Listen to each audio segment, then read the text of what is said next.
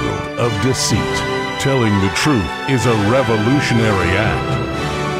It's the David Knight Show.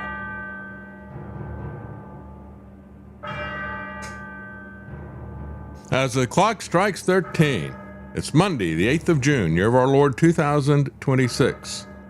Well, we hear all the time about Trump derangement syndrome. Well, let's play a little bit of 3D chess. Let's find some other Ds out there.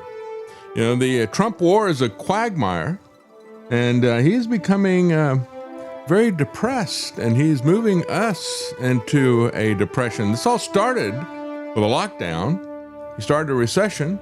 Then he increased it with tariffs. He's now accelerating it with war and an oil embargo, causing a depression economically. So, again, we could say, I guess, how depressing this is. Maybe we should say TDS is Trump depression syndrome. Or maybe Trump will have his own month of pride, and he can talk about his moral and economic failures and take pride in them. We could have the Trump LGBTQ+.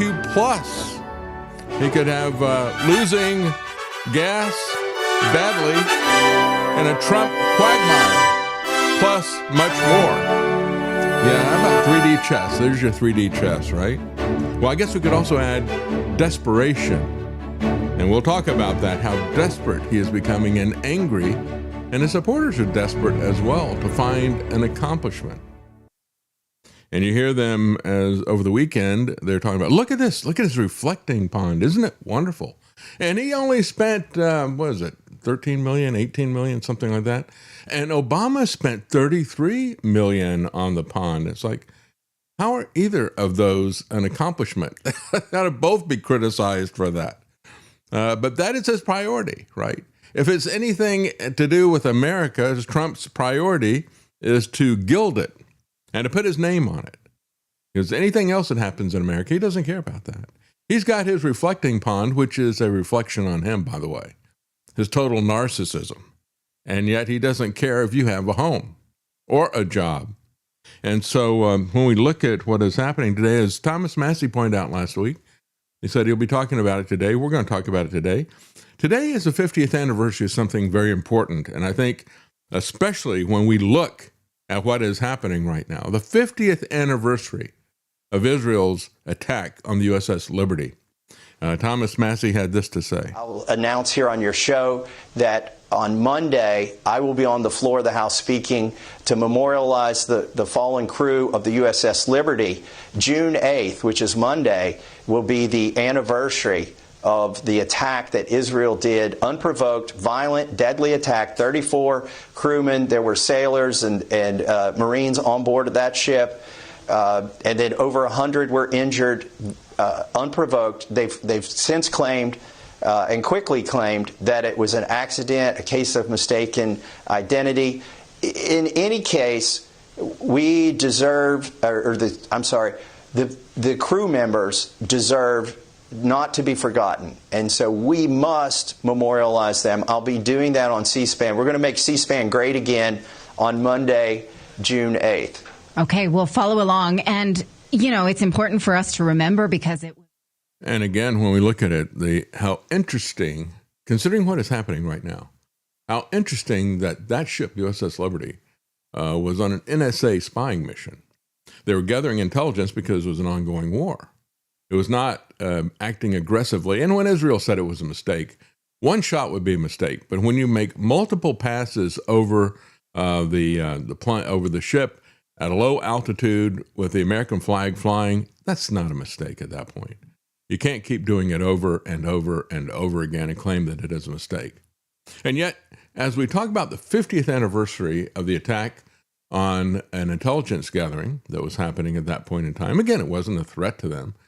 You look at how America has been betrayed by people like Jonathan Pollard, who boasts about it, who was honored for doing it by the enemies of America, Benjamin Netanyahu and Miriam Adelson.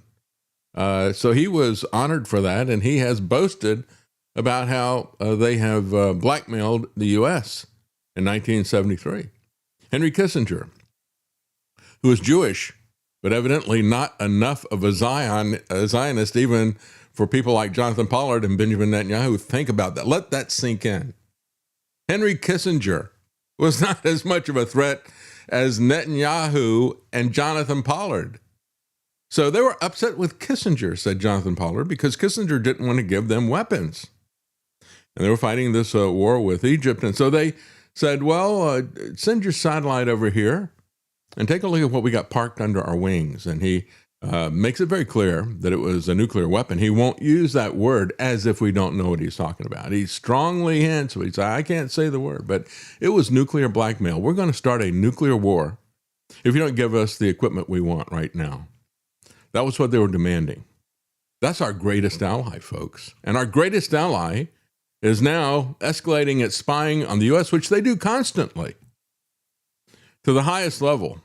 So we won't be doing a USS Liberty to the Israelis, but the Pentagon's Defense Intelligence Agency said over the weekend the counterintelligence threat level was raised in recent weeks after growing concern that Israeli espionage had become more aggressive than usual.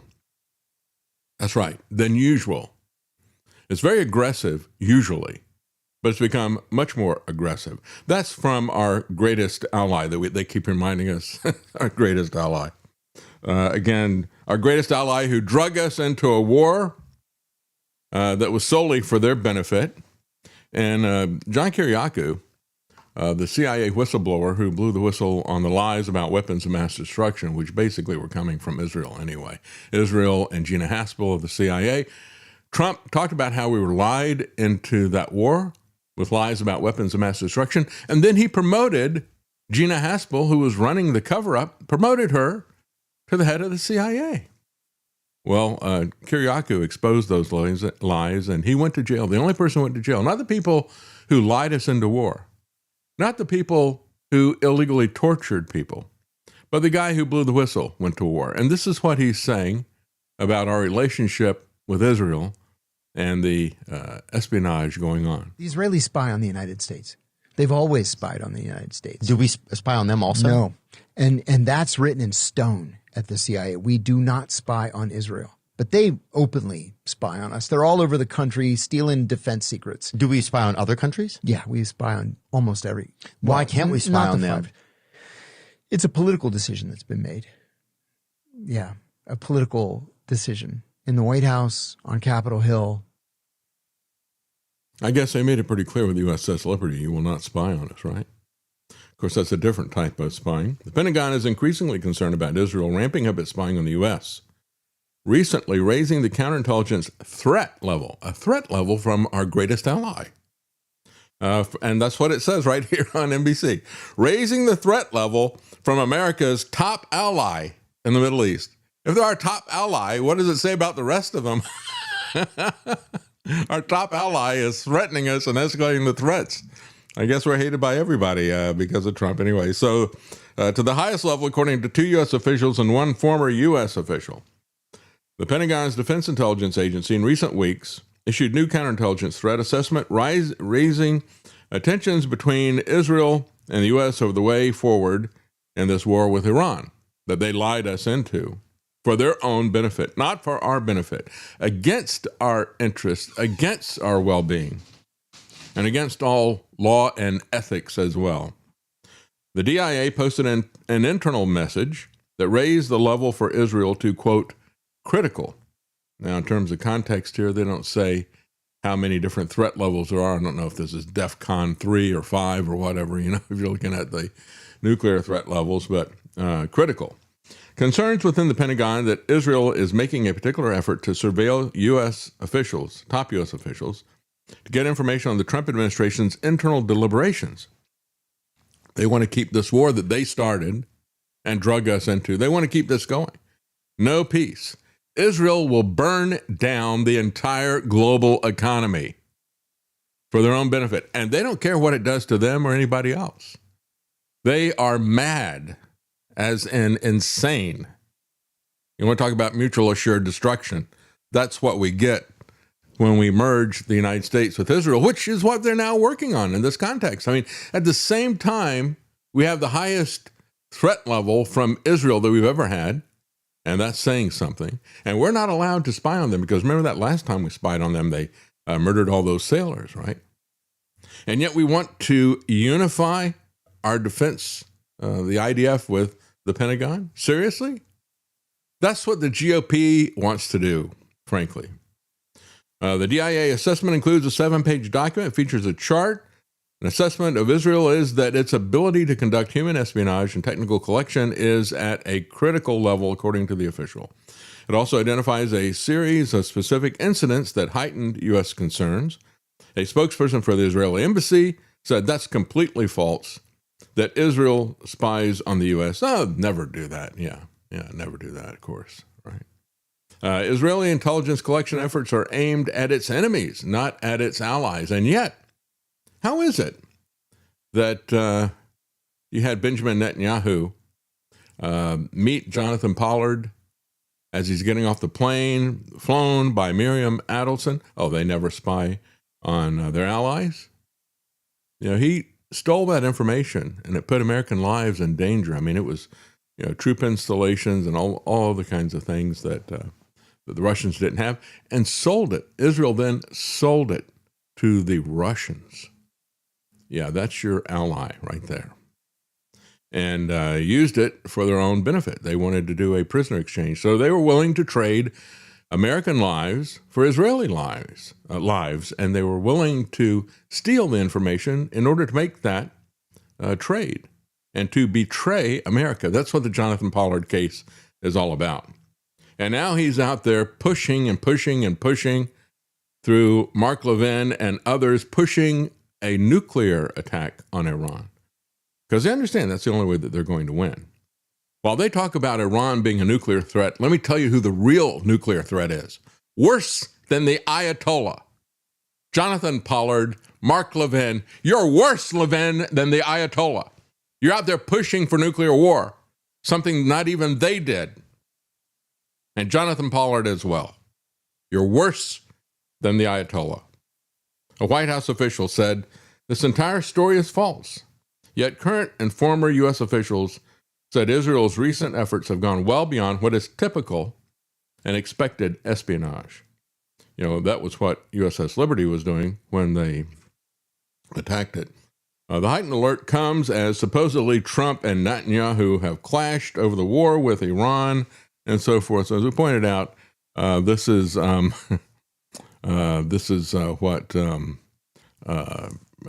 Marty came up with. They put up a Trump Elvis, said caught in a trap. What the f*** are you doing? And sorry, that's not it. Where is it? I got the wrong one. Here we go. Here's Trump's going to do this number, I think, for his 80th birthday because he's more popular than Elvis, he told us. I can't walk around. And the lyrics are so appropriate. I love you too much, baby. BB, I love you too much, BB. Why can't you see? Yeah, they all see what you're doing to me. When you don't believe a word I'm saying, we can't go on together with suspicious minds. Yeah, that's right. Suspicious minds, and they keep spying on each other. And, of course, no one believes a word that Trump is saying. He says one thing, and then within a matter of hours, he says something completely different. The U.S. already takes extra precautions when visiting Israel, said one of the current U.S. officials. They're well known to aggressively collect. He said, under U.S. law, the FBI has a leading role in counterintelligence efforts. So I'm sure that Kash Patel's Keystone Cops, the Cash Keystone Cops, are going to be right on top of this. They'll take care of it all, right? Don't you think? No, I don't think so. Top U.S. officials often take extra care when traveling to Israel. They use burner phones. They take extreme caution when speaking in hotel rooms during official trips. They're such a great ally of ours that when you go to the country, you got to take a burner phone. In the 1980s, spying by Israel caused a rift with Washington. U.S. Naval Intelligence analyst Jonathan Pollard, spending 30 years in prison after he was found to have sold suitcases of top secret documents to Israel. And again, it wasn't just him, but the implications are that his father stole the plans that gave them the nuclear bomb. That has not been proven, but it has been proven what Pollard did. And then when he gave all that information to Israel, they betrayed USA. They betrayed American lives in order to get their people out of prison. Selling these secrets to Russia. You know, we hear all the time, Russia is such a great enemy. Well, they're such a great enemy. Shouldn't it be outrageous what Jonathan Pollard did? And if it's outrageous that Russia interferes with elections, which I've not seen any proof of that, but it's out in the open what AIPAC and Israel is doing with our elections, and nobody will talk about it. No one in the mainstream media will talk about that. That truly is an outrage.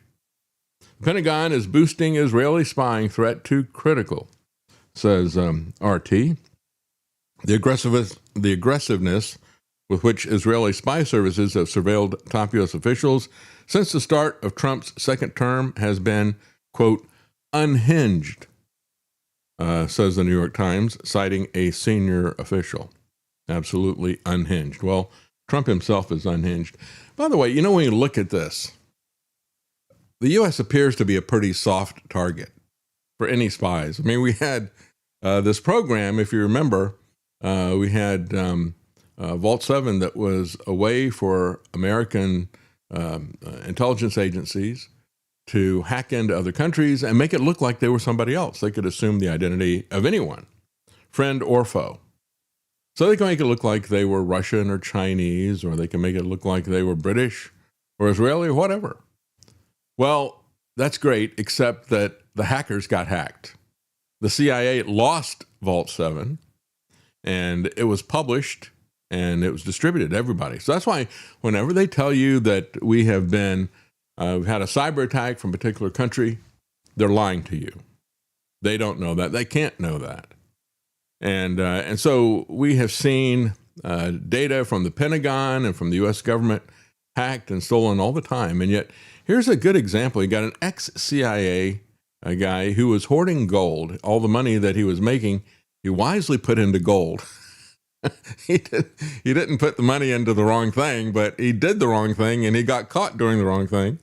But this is a CIA guy. Federal prosecutors are alleging a former CIA official is accused of stealing millions of dollars after $40 million in gold bars are found in his home.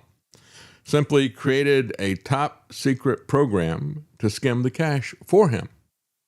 Isn't that interesting? And so that's what he did with it. He didn't want to put it in the bank. He didn't want to put it in paper fiat currency. So he started stacking gold bars, a lot of them. Honestly, a corrupt agent just filling his pockets up with cash is one of the less nefarious uses the CIA would put its budget to. That's right. That's right. Yeah, at least he didn't start any wars, overthrow any governments, or assassinate any people, right? This is the best intelligence we've purchased. It's not destructive. He created a fraudulent special access program, one of the government's most tightly controlled classifications that limits oversight by officials, even if they have the highest security clearances, which he did. He had top secret clearance. You know, we vet the people very, very carefully so we don't have these types of things. The suspect in the case is David Rush, who holds top secret security clearance. Authorities say they found $40 million worth of gold bars, $2 million in cash, and dozens of very expensive exotic watches in his home. Well, again, he had a ratio of 20 to 1 over the of cash of gold versus cash, so that was pretty wise. Although he sunk a lot of money into watches, we always laugh about that. People's expensive watches. Lance always will say it must keep really good time. For people to pay that much money for watches, it's something I don't understand. It's something Alex was into, Alex Jones. But geopeepers, that's what we should call them. The geopeepers. That's these guys who are looking out for the best interest of Israel, the geo-peepers. Keep those peepers peeled for what Israel wants. The GOPers on Armed Services Committee vote to entwine the U.S. and Israel militaries. And we pointed out this last week, and of course, they went ahead and passed that. The New American calls them Israel First Republicans. That's exactly what they are, folks. On the House Armed Services Committee have voted to integrate the U.S. and Israeli militaries, a move that will enable the Israelis to steal American military secrets. They don't even need Jonathan Pollard anymore. I guess we're all going to lose our jobs, right? AI is going to take our jobs, and the GOP is going to take the jobs of the Israeli spies. You don't have to have any Israeli spies anymore. We'll just hand you all the information and the money in secret. And they can sell those secrets to China, Russia, and other hostile nations. Republicans shot down an amendment from Democrat Representative Ro Khanna of California that would have stripped Section 224 out of the must-pass NDAA of this year. Again, the National Defense Authorization Act. Every year they put all kinds of crazy stuff into it, many of them not related to defense at all. This is related to defense. It undermines our defense severely. And yet they put all kinds of things in the NDAA because it is a must-pass bill. So the best that you can do is hope that Thomas Massie, as he pointed out, he says he is going to introduce an amendment to strip that out of the NDAA. As the New American points out, he's the guy that Trump stabbed in the back. And that's absolutely true, folks. Trump stabbed the Constitution in the back. He stabbed his voters in the back, betraying what he said he was going to do. And when Thomas Massie stood up for fiscal conservatism, for not having foreign entanglements, and for releasing the information about these pedophiles, these elite pedophiles around Jeffrey Epstein, for doing the right thing, Trump stabbed him in the back. And so that is where we are. It's going to accelerate the bilateral defense technology research, development, testing, evaluation, integration, and industrial cooperation, they say. U.S. and Israel already work together heavily on missile defense. This provision would greatly expand coordination to seemingly every area of defense tech. And not only that, but they can hide the money that they're getting. That was one of the things that when Netanyahu was talking about this, and of course Chris Minahan at Information Liberation pointed that out when Netanyahu started saying, well, we got this 10-year agreement where you have to give us $3.8 billion a year. And what do we get for that? We get drawn into their Middle East wars to gain land. And so he says, we don't want that agreement anymore. We're going to get rid of it. And the way he phrased it, he left open something like this. This was not made public at the time, but Chris Minahan at Information Liberation sussed that out and said they're going to do something else that's going to be hidden. That's this right here. Section 224 will give the Israeli government the opportunity to greatly expand one of its most powerful levers of influence in the U.S. politics, jobs in the U.S. So they'll start making things here, and we already have that beginning now. You've got Apple is jumping in with that. Now, they're not a defense contractor, but they're doing a massive deal with the Israelis in terms of the next generation of iPhone. They're even moving manufacturing away from Taiwan. I don't know if I want Israeli government involved in iPhones and pagers. No. Yeah, you can forget about privacy if Israel gets their hands in it. Absolutely forget about it. We're creating the new exploding iPhone. And we're not even talking about the lithium battery here. We're creating access and control mechanisms for a nation that has drastically different goals than America does, says Joe Kent. And he's absolutely right. That's the problem. They have drastically different goals. They have drastically different interests and tactics. Unfortunately, we are adopting their tactics, and we are following them to their goals. We should instead, says Joe Kent, keep the development of key technologies restricted to Americans only. And when you have that initial atrocity of the Tomahawks going into the girls' school and killing, 120-something young girls, when Trump started making excuses for it, he said, well, that was Iran's Tomahawk. And everybody pointed out at the time, Iran does not have any U.S. Tomahawk missiles. They're closely guarded. As a matter of fact, so closely guarded that we didn't give them to Israel. Well, that won't happen anymore. They'll have it. But Trump was lying about that, as he has lied about everything else in this shameful, dirty little war. And so you have the New American says, an American First Democrat?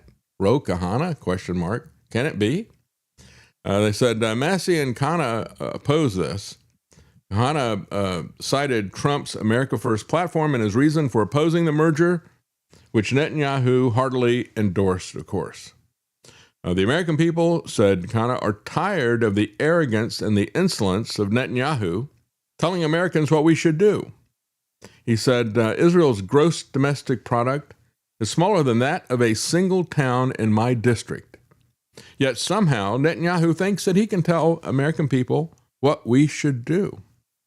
As a matter of fact, the New American has a number where you can call your House representatives, because even though this passed the GOP committee, it still has to be passed by the House overall. And so if you go to thenewamerican.com, find this article there, this is the number to call your House representative. And you need to do this, folks. This is really big. This is really a huge existential threat to us. It is a literal takeover. For years, people have been talking about the Zionist-occupied government of America, ZOG. It's no longer even a secret. They're boasting about it, doing it openly. And the GOP is helping the ZOG. So call your House representative. Here's the number, 202-224-3121. It is Section 224, the Israeli-U.S. Defense Technology Cooperation. They need to remove that from the NDAA. So make sure you call your congressman about that. And so when we look at what is being said with all this, we have the bipartisan Make Israel Great Again traitors. The American people are tired of the arrogance and insolence of Prime Minister Netanyahu telling America what we should do. The entire country of Israel has a GDP that is less than a single town in my district. Yet somehow Netanyahu thinks he can tell the American people what we should do. The person who's most upset with him right now is President Donald Trump. And everyone, supposedly, I don't buy that. You're a Republican, an independent, or a Democrat, says that we need to tell Netanyahu that America calls the shots, not the prime minister of any other country. They want less cooperation and blank checks to Israel, not more. Only the United States Congress would dream up at this moment, let's actually do more for Israel, not less. And that's because they want more money from Israel. It's a pretty simple thing. Should we do more for Israel than we already do, or should we do less? If you think we should do more for Israel, you should be against my amendment. If you think we should do less for Israel at the time that he's arrogantly telling Donald Trump what to do, then you should be for my amendment. Now, let me just be clear. Mr. Netanyahu actually wrote to a member of Congress to put this Section 224 into the bill. Yeah, and that's why what he said about Israel's GDP being small is so relevant. They are blackmailing us with our own money. They get this massive amount of money from Congress, and then they bribe the congressmen with that, and then get even more from us. Talk about using other people's money. Talk about leverage. It is the essential leverage that they have there. And so he says when Trump ran, he ran on America first. That includes American interests against any foreign country. We should have American sovereignty. We should make it clear when we strike this Section 224. If we want to give aid to Israel and we want to sell them weapons, that should be a vote for the entire Congress. But they want to take that off of the plate. And we're supposed to believe that there is this lover's spat between Trump and Netanyahu. As I played on Friday, one person took the words of Trump, and it's all about how they're said, isn't it, in that phone call? Nope, sorry, I did the wrong one again here. Let's see. Hang on a second. Where is it? Right here. What the are you doing? You're f***ing crazy, Daddy. You'd be in prison if it weren't for me. You're so bad. Oh, stop. Everybody hates you now. Everybody hates Israel because of this. Not me, though. What am I wearing? The usual, until I have to shower. Yeah, that's more like it. That's supposedly the two of them are at odds and criticizing each other. We're not even allowed to spy on them. How angry could Trump get? Is he going to threaten to actually use intelligence on them like he does every other country on the world? Massie explained on X that the committee vote on Section 224 would not be the last word. Of course, there will be a vote from the entire Congress, but don't count on being able to take that out without massive opposition, public opposition. And of course, people were able to do that on the Epstein situation. Look at the extraordinary lengths that Mike Johnson and others went to stop that vote. He kicked out Congress weeks early in terms of they take the entire month of August off, but he shut it down weeks early. And then he waited for several weeks to reopen it because he didn't want to have, there had been an election, a replacement election, and there was both the Democrat and the Republican who were running in that election said they were going to vote to release the Epstein files. And even though the Republican said he would, he still lost because of this type of thing. So he waited and didn't want to seat the Democrat because he didn't want to have that vote. Then at the 11th hour, Trump comes in and says, all right, now I want all the GOP to vote for this release of the Epstein files, because he didn't want to be perceived as being a loser, which he is. And same thing that he's saying now about the modifications of the JFK library. Well, I took my name off that. Well, the judge ordered that his name be taken off of there. And he says, and I shut down this festival thing. The singers that didn't want to come. No, they shut it down. He didn't fire them. They quit. And so he always wants to make it look like it's his decision, but it's not his decision. And so in the first step towards shifting further into the shadows, the House's 2027 NDAA would all but fuse the two countries' armed forces together. Israel First Republicans who killed Khanna's amendment claim that the bill merely codified existing initiatives. Well, yeah, right. I'm sure there were some dancing Israelis outside of the Capitol building after this happened, don't you think?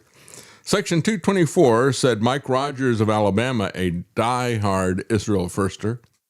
Section 224 actually improves oversight and accountability of these programs by designating a single official responsible for them.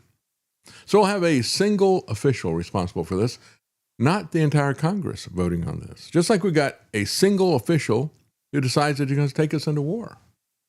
A single official who decides that he's going to set up global tariffs to increase the price of everything, not just finished goods, but all the components coming into America to be used to manufacture things. That's done by one single official. This will be done by a single official that you don't even vote for. If true, says the New American, Rogers must explain which official will keep an eye on Israel to ensure that it doesn't retail American secrets to other countries. Again, Israel's not worried about this. On the 50th anniversary of the USS Liberty attack, they're pushing this thing through. They're spying on us like never before. And all these things are happening even as they continue to tell everybody they're our greatest ally and we should unify our militaries. Spying on us, attacking our ships, but they're our greatest ally. And certainly we can trust them, don't you think? Well, I don't think so. And it is going to be, as they pointed out, a way for them to blackmail us with jobs in the military-industrial complex. Here's a foretaste of what's going on. Apple announced that the iPhone 18 or iPhone 17 series chips, the engineering and design will be developed in Israel. Forget about those manufacturing jobs in America. Forget about the engineering jobs in America. We're going to outsource that to Israel, and they're going to replace Taiwanese TSMC for chips. They will use Israeli companies to manufacture those. Well, Apple's cumulative direct investment in Israel likely exceeds $45 billion over just 10 to 15 years. So they certainly are not involved in a boycott. Maybe what we need is a goycott. The boycott ain't working too well. I know Apple has some huge campuses in the U.S. I'd imagine they got some pretty good sweetheart deals from the government. And I'm also wondering what deals the Israeli government has ever given them to get them to get this big $45 billion investment in Israel in 10 years. That's right. Yeah, it's likely that money came from the U.S. Congress some way or the other. So this is absolutely not America first, and it was responsible statecraft who broke this story at the end of last week. And so you have Drop Site News says the House voted today on a new measure to fuse elements of the Israeli and U.S. militaries. A stream of Republicans and Democrats stand up and support. Only Representative Sarah Jacobs joined Ro Kahano, and the measure failed by a voice vote. That's the sad aspect of it. You only got a couple of Democrats because this is not before the whole House. Meanwhile, what does this look like, and what are we getting ourselves involved in as partners? Well, there are children that are being killed all the time by the Israelis in Gaza and Lebanon and elsewhere. This particular story here is truly heartbreaking. And of course, as Stalin said, a million deaths is a statistic, one death is a tragedy. And let me tell you, this is tragic. It really is. And we need to understand this is happening over and over and over again. 7-month-old Sam was in his mother's arm when soldiers fired on his family in Hebron. This reminds me of the FBI hostage sniper, Lon Horiuchi, who shot dead Randy Weaver and his wife's Randy Weaver's wife while she was holding a baby. Well, this mother was hit by the Israeli soldiers' fire. It was the baby this time that died right away. The Israeli military said troops had fired at a vehicle they believed was moving toward them, but an initial inquiry found those injured were uninvolved civilians. The father is a lecturer at Bethlehem University. He said, quote, "A bullet passed through his hand and struck his son Sam, who was being held by his mother in the back seat." The family also included the couple's 11-year-old son and the father's mother. They'd been driving through Hebron on Friday evening when soldiers signaled for the vehicle to stop, he said. He said it was still daylight, and the soldier who opened fire could clearly see the occupants were a family. The soldier signaled me to stop. I brought the car to a complete halt and raised my hands on the steering wheel. Immediately afterward, they opened fire on the vehicle. Israeli Defense Forces said its troops perceived a vehicle accelerating toward them. And one of the soldiers responded with single shots towards the vehicle. The father rejected the military's account. He said the soldier was about 10 meters away from me, about 10 yards. He saw me. He saw my wife. He saw my children. The windows were not tinted. It was broad daylight. Everything was clear. You can't say that he didn't see that it was a family. I stopped, and I was instructed to, and then they simply shot at the car. There was no clear checkpoint, just soldiers standing in the street. I stopped when I was asked to. Then the shooting started. He said the soldier opened fire, then pulled back his unit and just walked away without a single word or a second thought. Folks, we've heard this story over and over again. This is not an exception. This is standard operating procedure. We see this over and over again. Whenever they are exposed, they say, oh, that doesn't happen all the time. There was confusion, fog of war, that type of thing. No, we see it happening over and over again. And that's why I said, when you look at what has happened in Gaza, at the beginning of it, it's like, okay, we're going to have fog of war stuff, and we can argue as to whether or not this kicked off justified, or was it invited? Was it a setup? And I had my questions about that. However, as we look at this, and we look at the sustained campaign against civilians, turning the entire area into rubble, targeting civilians for months, for years, There is no excuse under any possible scenario for that. It is simply genocide. It is textbook genocide. That's what the Jewish researcher coined that term. He was talking about what the Turks are doing to the Armenians. They were massacring civilians in order to drive them out of the land. If you say, here, we're going to kill all of you, you have the option to leave if you want. And we've heard the same thing from Israel. It's not like they're even trying to hide it. And yet, if you call it a genocide, they want to take you out. It's kind of interesting. We're dealing with, I don't think it's necessarily this. I think it's probably something's going on with X, with Twitter. But our Twitter account is down. Is it still down this morning? We're not able to stream, right? Let me check. Anyway, over the weekend, I got logged out and I'm unable to log in. And of course, Elon Musk has automated everything. It's impossible to actually talk to anybody. We are up? It says we're streaming to X on. Oh, okay. Well, good. I can't get into X, but I guess we're still able to stream through the other source. I don't know what's going on. It's not anything to do with a computer, a browser. It happens on all of our computers. We can't log in. I can't look even at X with my account. I have to create another account if I want to even look at X. But it is frustrating beyond belief.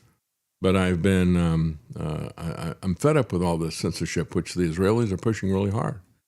They're just the latest cause for which you can get censored. And they're going to be doing that very heavily. Randy Fine and many Zionist people who are traitors to this country, dual citizenship, but they only have one loyalty. It was Jesus that they reject, who said you can't serve two masters. And they don't serve two masters. They serve one master, Israel. And so, again, I don't know what's going on with our X thing, but part of it is just Elon Musk and his cost-saving measures. He doesn't want to have anybody that you can actually talk to resolve an issue. Anyway, the guy didn't even bother to say he was sorry. Showed absolutely no concern. He said the car was completely stationary when he shot at us. It wasn't moving at all. A 7-month-old infant killed in cold blood who did not deserve this. He said, I demand and expect. If there's any conscience, there isn't. If there's any law, there isn't. If there's any morality, there isn't. That the soldier who fired the shots will be held accountable for his actions. This case must not be closed without an investigation, without accountability. At the very least, I do not intend to give up, said the father. He told the Associated Press that his wife was in critical condition, had shrapnel close to her heart. In a similar incident, Israeli troops operating in Tamun in the northern Jordan Valley opened fire on a vehicle traveling through the village on the 15th of March, killing a Palestinian couple and 2 of their children. The victims were identified as a 38-year-old man, his 36-year-old wife, and their sons, who were 6 and 5. According to the Israeli human rights group, Bet Salem, soldiers removed 2 other children from the vehicle, an 11-year-old and an 8-year-old, both of whom suffered minor shrapnel injuries. The organization said the troops then subjected the 11-year-old to a violent interrogation at the scene. This is an Israeli human rights group reporting this. They also said the military initially prevented ambulances from reaching the area, allowing medical teams access only after a delay. The organization added that the soldiers later confiscated the family's vehicle, which they said was riddled with bullet holes. The UN last month said that more than 1,000 Palestinians had been killed in the West Bank and East Jerusalem since the war began. At least 240 of them children, 49 people have been killed this year. Israeli soldiers accused of harming Palestinians are rarely punished. And the Gaza Strip, just like the people who destroy church buildings and religious symbols of Christians, are rarely brought before them. And if it gets really viral, the pictures of what they're doing, then they'll have a show trial for that. But in general, they don't care. In the Gaza Strip, Israeli strikes have killed 9 people on Saturday. Medical sources in the territory's civil defense said Israel's military said one of the dead was a Hamas terrorist self-commander. Okay, so if that's true, it's worth it for them to kill 8 civilians to get 1 enemy. No remorse from them for that. Deliberately targeting civilians. You know, we see people from time to time who will criticize Israel. Bernie Sanders is one of them who's been critical of the Israeli government, but he still supports genocide and apartheid. Make no mistake about it. Polls among Palestinians in the occupied West Bank and Gaza are showing that they're increasingly in favor of a one-state solution with equal rights for Israelis and Palestinians alike and equal citizenship. No rights. Is that something you believe could happen, or is that something you support? No, I don't. I mean, I think if that happens, then that would be the end of the state of Israel. If you give equal rights to people. Israel's right to exist. Do you think? So then what does that say that Israel is really about? You can't give equal rights to anybody that's not an Israeli.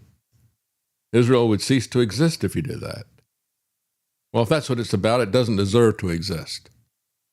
And of course, it's not just the Palestinians. The Zionists are demanding no free speech for you Americans. First Amendment's got to go. You criticize Israel, you've got to go. And so with all this, you've got a newly coined American citizen, Mark Dubowitz, is also a pro-war lobbyist now. And he is saying that the U.S. has to prepare to welcome large numbers of Jewish refugees. Really? Well, I don't know really how that's going to work out for us. How did it work out for the Palestinians? And let's understand that welcoming in Jewish refugees is a different thing than welcoming in Zionists. And of course, this guy, Mark Dubowitz, he's CEO of the pro-Israel, pro-war lobbying group, Foundation for Defense of Democracies. He's lobbying for America to open its borders to as many as 1.2 million Jewish, quote-unquote, refugees from Spain, France, UK, and Canada. Yeah, why can't Israel take them? Yeah, although Jews in Spain, France, Israel, and Canada have all been devastated by this war in Gaza. Yeah. They've completely bombed out those places. Yeah, we don't, of course, I don't want to bring in people from Gaza either. I don't want to bring in, I want to stop the immigration that is here. But when you you should make a distinction between the Jews and the Zionists, because the Jews make a distinction between just being Jewish and being a Zionist. Historically, Jews and Muslims in the Middle East lived as neighbors, friends, and business partners. We shared close ties. They cared for our children and we for theirs. They respected the Jewish faith, even incorporating elements of Jewish traditions into their own, such as hanging grapes on the sukkah for blessings and healings. But when the Zionists came, they disrupted this harmony, causing divisions by demanding land. This led to conflict and enmity where there had been peace. Now, Netanyahu says he is protecting us, but his actions have created new enemies and strained old friendship. We don't need new enemies. We need to maintain the peace we once had. And we don't need new enemies either. We need to maintain peace as well. And so when you look at what is fundamentally happening here, as we approach the 250th anniversary of the Declaration of Independence, we are now being yoked with this group that is antithetical to all the American values. And one person put this up. In 1775, Americans were not allowed to criticize Great Britain. They had to pay taxes to Great Britain. They had to send soldiers to fight wars for Great Britain. And here we are in 2026. We're not allowed to criticize Israel. We have to pay taxes to support Israel. And we have to send soldiers to fight wars for Israel. We're so much better now, aren't we? And so this guy, Mark Dubowitz, said that he wants to bring in 1.2 million Jews and from these European countries. And he was replying to something that's put up by Mordecai Wagenheim, who said, "Scooplet, I've learned that Spanish, French, British, and Canadian Jewish communities have contacted officials at the State Department to explore the possibility of members immigrating to America under refugee or other protected status avenues." Well, if you don't believe that that is a good idea, they have ways to get you to, ways to manufacture consent, I should say.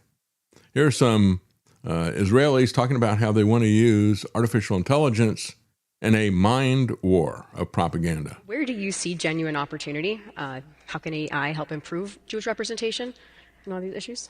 The really cool thing about AI is that while it can become a great ally for our enemies, if we act early, it can be exactly the opportunity that we need. After missing the boat with social media, AI is now becoming the dominant source of information, the main source of information. People trust AI more than anything else. They trust AI more than social media.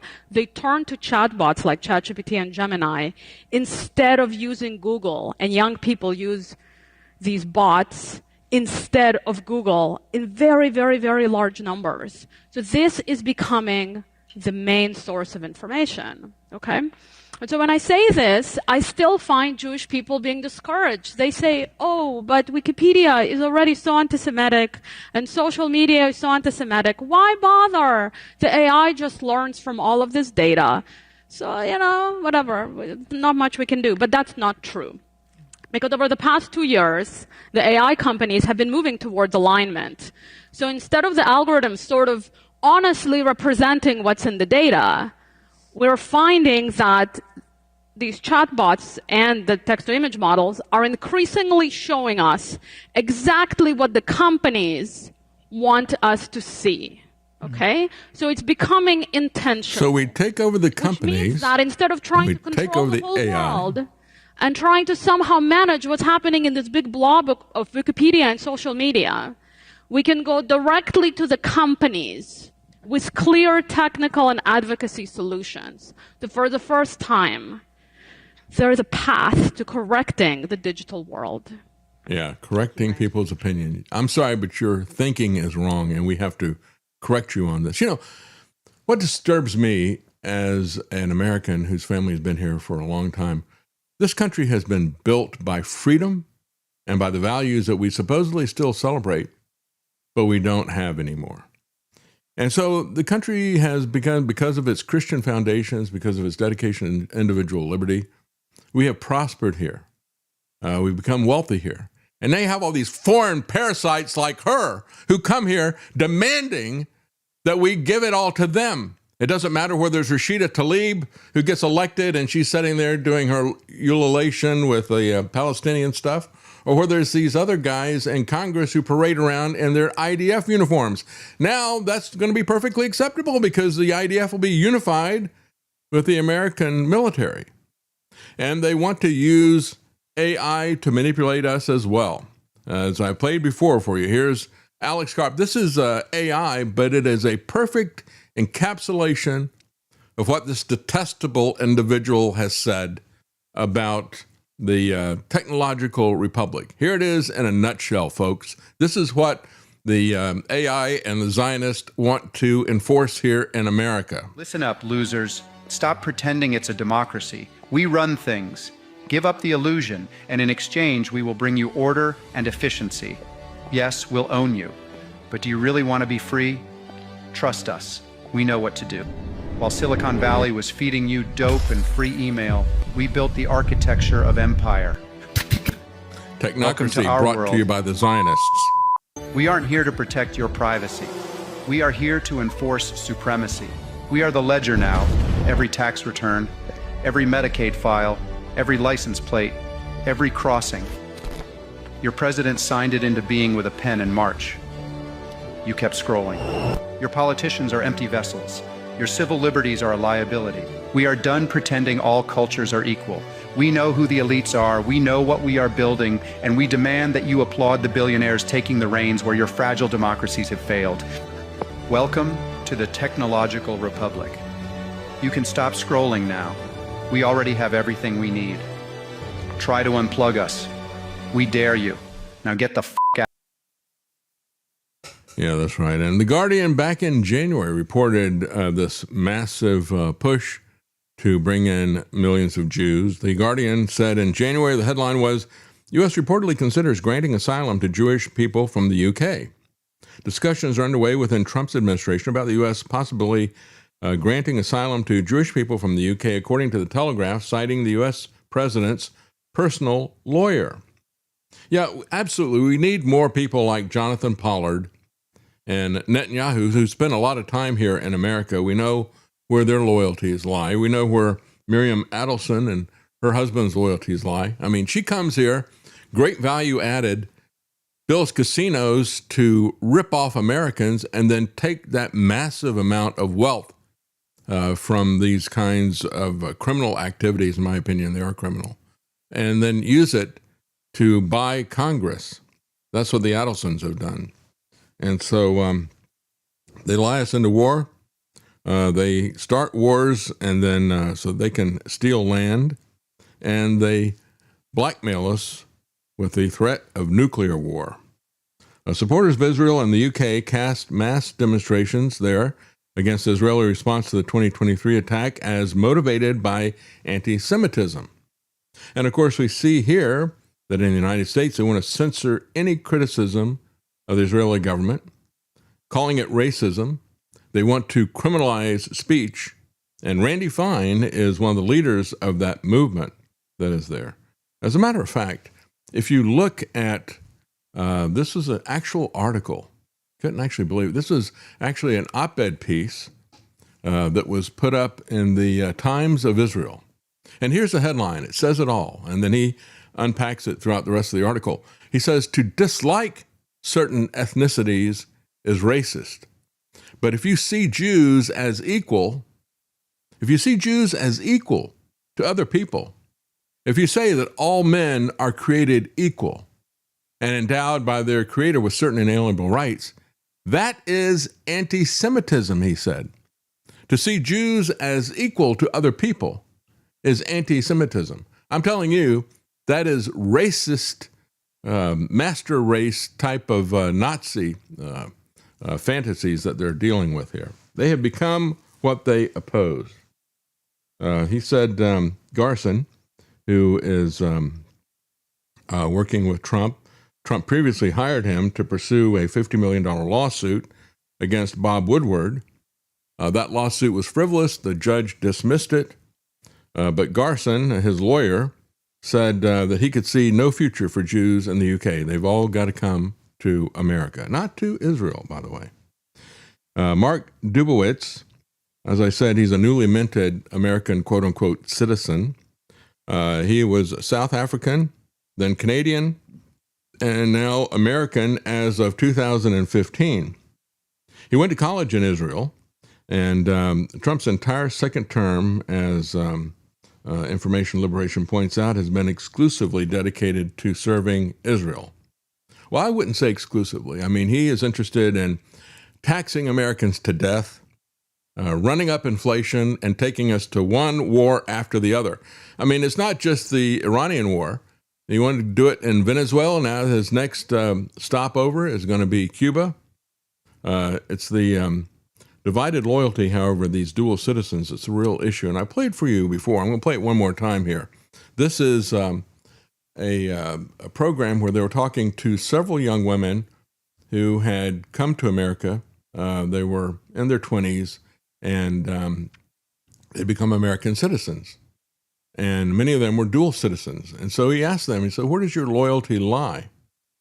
One of them was Israeli. She makes it very clear, unapologetically, by the way, where her loyalty lies. And again, if you think the Jews are equal, that is anti-Semitism, said the op-ed piece in the Times of Israel.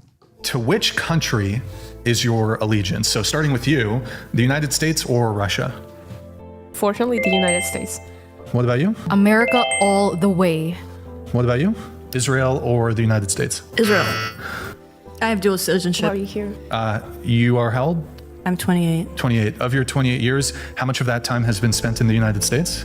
26 and a half. And just so, can you explain why you pick Israel over the United States? My family's there. If your allegiance is to Israel, why don't you live there? Why do you live here? work. So you want to reap the benefits of the United States, but you won't back them. So what's the problem with living in Israel? There's no problem. Then why don't you live there? It's a choice. If you're going to side with Israel in conflict with America, then why would you live in America? It is kind of interesting when citizens of the United States who have lived here for most of their life have an allegiance that supersedes their allegiance to the United States. I'm proud of where I'm from, and I don't hide it. Are you proud of being also an American, though? I mean, No. Sounds like a no. It's a hard question. Yeah, racist Zionists, folks. By the way, Netanyahu's Zionist parties, anti-Netanyahu Zionist parties, have now got a 62-seat majority for the first time. And they're doing it without Arab support. This is being reported by Yeshiva World. A new poll shows a block of Zionist parties opposed to Netanyahu. And understand that because they have a parliamentary form of government, you put together coalitions after the election. So if you've got a party in a multi-party democracy that is so popular that it gets past the 50% mark, then, of course, it's the government all by itself. That typically doesn't happen. And so usually they have to create a coalition with other parties to get past the 50% mark. But now the anti-Zionists, anti-Netanyahu, they're still Zionists, but they're anti-Netanyahu bloc, 62 seats in the 120-member Knesset, according to the survey. More than the 61 needed to form a government. The pro-Netanyahu bloc wins 50 seats. However, if the Arabs put together a coalition themselves, then that could throw the election back to Netanyahu. And remember, before Gaza, this is one of the reasons there's so many different things that raised questions about that October 7th attack. One of them was how unpopular Netanyahu was and how he had struggled. They'd had 3 different elections before he was able to put together a coalition that could rule. And he was incredibly unpopular at home. And so whenever you have something like that, it always helps to have a war. Yes. And of course, these are still Zionists, so they presumably still want the Greater Israel Project and all that. They just feel that Netanyahu is going too fast and it's creating backlash. People are starting to realize that That's right. Zionists are trying to take over the world. And there are many Zionists who criticize him for that very thing. And in other words, jumping the shark, boiling the frogs too quickly. People are catching on to what he's doing because he is absolutely unapologetic on this. Interesting that his Likud party only gets 1/6 of the vote. They only have about 23 out of the 120. So it's only about 17-18% of the vote that's there. It is a small party, and they have to put together a coalition. They will have elections by October the 27th under the current term, though some political analysts expect that date to come slightly earlier. So we're going to have, this is a big election year for both Israel as well as the United States. So we'll have to wait and see exactly what happens with it. When we come back, we're going to talk about the Trump's desperation and his Quagmire Plus that he stormed out of an interview over the weekend. We're going to take a quick break, but before we do, I want to read some of the comments here. Audi, Modern Retro Radio, good to see you, said, Israel's attack on the USS Liberty was a double tap as well. 90 minutes apart. And they were both sustained attacks. They didn't just, I shot that by accident. No, they circled around and strafed over and over again. Apoptosis22 said the Israelis also jammed the Liberty's communications so it couldn't ask for help or report the attack. Front Porch Media, Elvis doesn't deserve this. You're right, none of us do, yeah. Wally Waller says it's such a good song to ruin on Trump. All right, I'll stop playing it. Cole 360 says, take that, ex-CIA gold, and fill Fort Knox. Yeah, probably a big hole there that we don't have a lot of gold to fill it with. Audi MRR, again, says, Scott Ritter says, is the economy stupid? While at one time that mattered, when it comes to Trump, he's lost trust because he is a child rapist. A healthy economy can't rehab his numbers. Though right now the economy isn't helping. That's right. And we're talking about how desperate he is. That's what Lance said. Right now the economy is not helping him with any of this stuff. But he's losing across multiple fronts here. Jerry Alatalo says, Thomas Massie, Kentucky, honoring the USS Liberty crew at 12 noon today on C-SPAN. That's the time that they'll be on. Patriot Girl says, Israel runs the entire U.S. technology business. Herzliya is the new Silicon Valley. Yeah, that's right. AP Rumble Seat, our credibility has been deliberately destroyed along with the economy, making the U.S. a prime target ripe for false flags as well. Good job, Orange Man. Yeah, everybody hates us. And all of these wars of aggression that we start, do exactly the opposite of what you would think national security does. But of course, national security is not about our security. It is not about our safety. It is not about peace. National security is about hiding everything the government does from you, because everything the government does is against you. That's the bottom line for national security. It's about keeping them out of jail by keeping what they're doing secret. Birdhouse Blues says, at Roundtable Report, he says, X doesn't own AU-10TIX, but Elon Musk's platform uses an Israel-based security firm as its third-party identity verification partner to process user IDs and selfies. Yeah, my big problem with Twitter, before they blocked us from being able to log in and won't respond to anything yet, my big problem with them is that back in December, they offered a big discount off of the first year of the second highest level that they have out there. So I thought, all right, we'll give it a try, see if there's something that I can do to help that platform where I've been so heavily shadow banned. But of course, when they shadow ban you, they have set it up so that you can't do anything about it, because all the stuff that would normally be available to that level is blocked to me because I don't get sufficient eyeballs on it. Well, why don't I get sufficient eyeballs on it? Because they have shadow banned me. I look at the number of people who see my posts versus somebody who's got like 3,000 or 4,000 followers, and they get way more than I get. And I've got like 130, 140, somewhere around that. I don't even keep track of that anymore. What were you going to say, Lance? When you say help that platform, you mean help get visibility, not help them financially. Elon Musk does not need our help. No, he doesn't need our help. But anyway, so I did that back in December, and that was supposed to be a one-year introductory price. The beginning of May, I realized they charged me for a full year. So I got 6 months at the reduced price. Then they jack it up. And then they crank down my access on it and then completely log me off and won't let me log back on. I'm fed up with this garbage. It's just typical Musk. I talked last week with a guy about space capitalism. And he was something of a fan of Elon Musk, but we just listened to what he had to say. And I got to say, my comment to Lance over the weekend was, can you imagine being some of the poor suckers who bought into Elon Musk's vision of going to Mars and getting on his equipment here, running this kind of software, the kind of things that we've seen in terms of the enshittification of X? Can you imagine you're on your way and this long journey to Mars, and all of a sudden all the software just stops working. You can't even log in to control anything. And then it gets worse when you get there, I imagine. So I put up that comment from Birdhouse Blues because it's interesting. He's saying that they use a third-party Israeli-based security firm for the identification verification, which is the point where it always fails when we've tried to log in. That's where it logged us out, is the verification thing. So at that point, I give it the credentials, and it goes into a loop. And says, unexpected error here on your verification stuff. So, yeah, I don't know. Maybe there is some connection with it.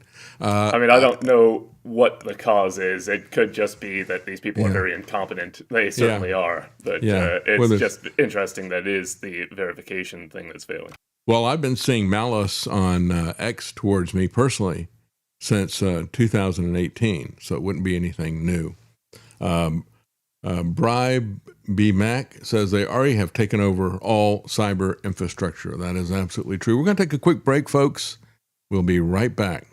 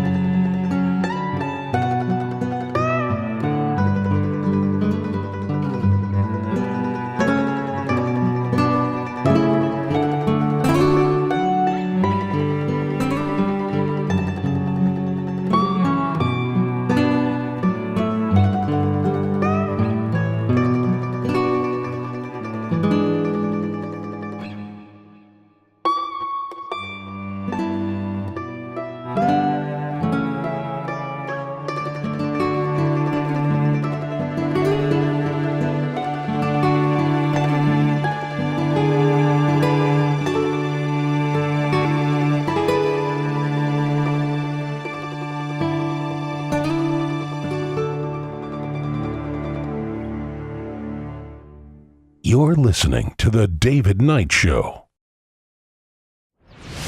Tell Alexa to add the APS radio skill and have access to the best channels anywhere. From country to blues, classic hits to news, APS Radio curates incredibly diverse playlists for you to enjoy. Get details at apsradio.com. Well, we just had an important series of votes on the House floor. As you know, the War Powers Resolution failed. That is the right result. We are not at war. We have no intention of being at war. The President and the Department of Defense have made this very clear. The Department of War has made it very clear. This is a limited operation. It's an operation that's limited in its scope and duration. It has a very clear mission, and that mission is nearly accomplished by all estimates. We are taking down Iran's ballistic missile capability, its stockpile, and its ability to produce more. They were doing that at a scale and a speed that was more than our regional allies could keep up with, and it was a serious and imminent threat to the United States. We don't need to relitigate all that today, but also we wanted to take down the capability of their Navy, and all of that has been very successful. So yeah, such an impressive this needs Navy. to continue. It would have been a very dangerous gambit to take the Commander-in-Chief's ability away to complete this mission. It would have been a very serious misstep by Congress, and I'm grateful that resolution failed. Now, that was March the 5th.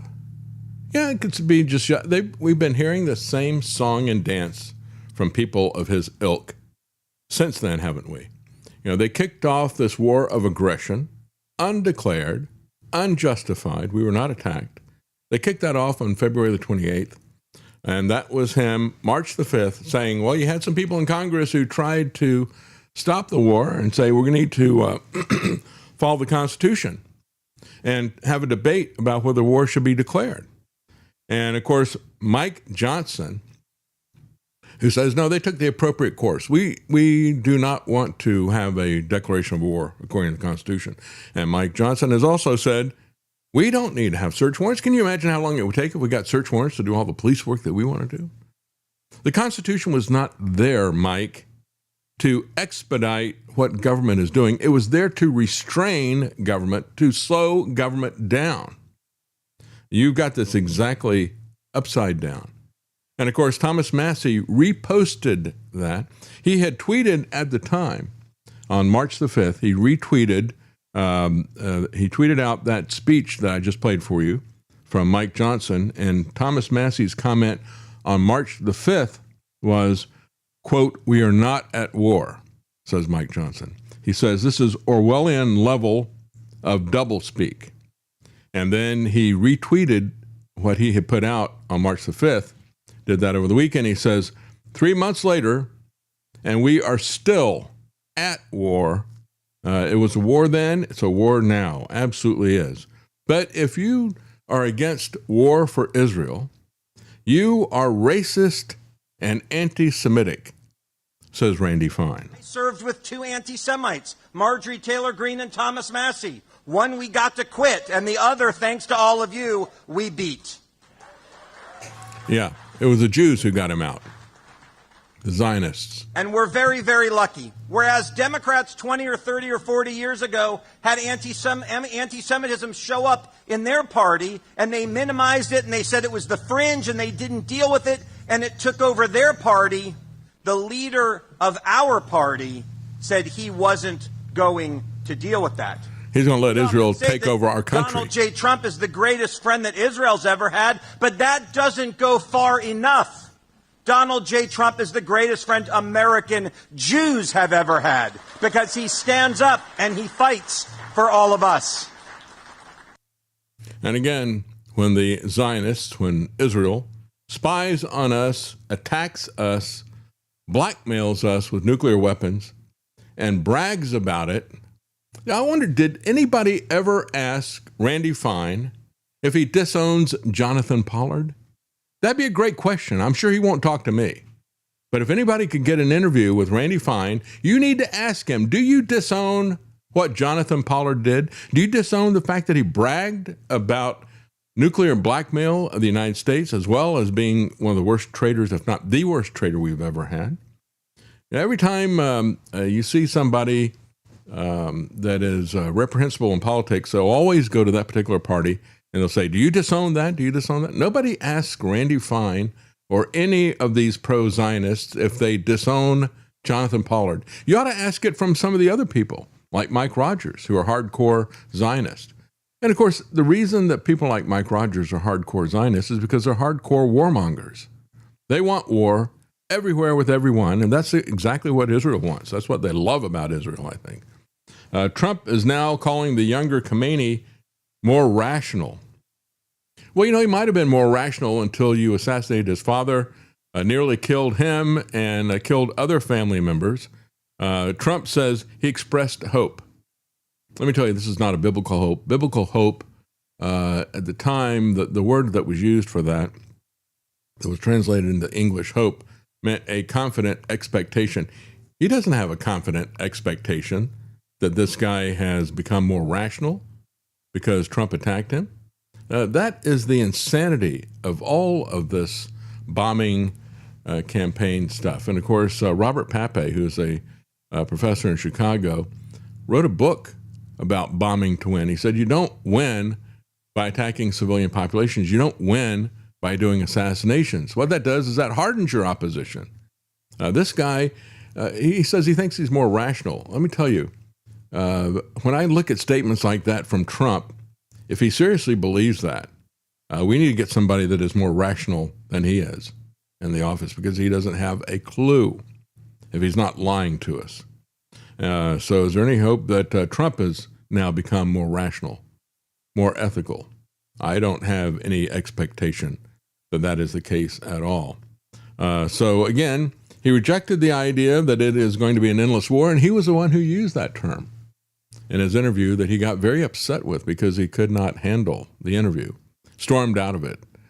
He just kept going over and over and over how he was doing this slush fund of $1.776 billion.